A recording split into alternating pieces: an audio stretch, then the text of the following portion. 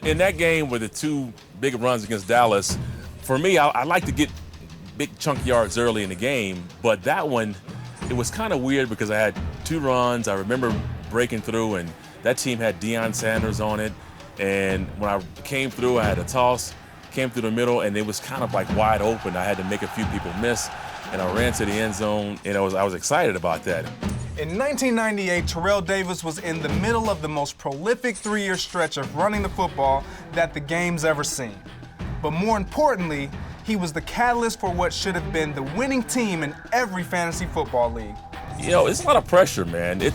I used to ignore it, but people are real serious about it. And when I found out that there was money involved in some of these leagues, and some of these people pay more attention to fantasy than they do reality, you get a lot more people upset that you didn't score a touchdown, or you fumbled, or you didn't get 100 yards than they do that the Broncos lost. But that's where it is. It's fantasy, and I played for the first time, by the way, so I do like it.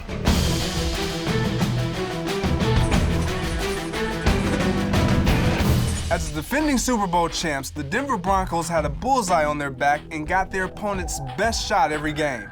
Week 2 was no exception when the Dallas Cowboys came to town.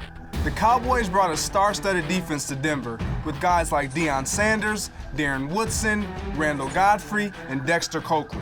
Well, the next series we come down the field, and the first play on the next series, I got the same play, and I scored another long touchdown, and I was exhausted. And so I thought, you know what, this is great. I can either go and break the single-game rushing record, because I already have almost 100 yards in like 2 carries, but I just didn't have the energy. I was just too tired, and I remember thinking, man, I hope we blow these guys out so I can leave the game at halftime, because I don't want to have to run again. And I should have been thinking I'm trying to go for that record, but it was an awesome game. You know, again, Dallas was pretty good. They had Deion on that defense and some other guys, but we got the better of those guys that day. But TD wound up running over, around, and through the Cowboys' D, piling up 191 rushing yards and 3 TDs, including 2 from over 50 yards out.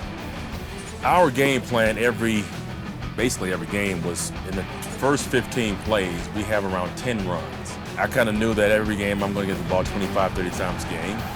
So no surprise there. And most of what we like to do is either toss sweeps or stretch zone runs, which tries to get linemen to go laterally, which if you run laterally, you don't have enough power. So that was kind of our bread and butter with how we designed our runs.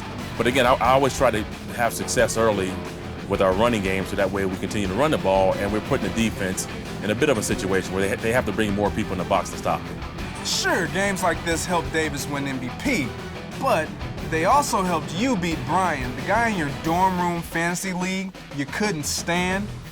Take that, Brian. I'm Greg Jennings, and this has been Fantasy Legends.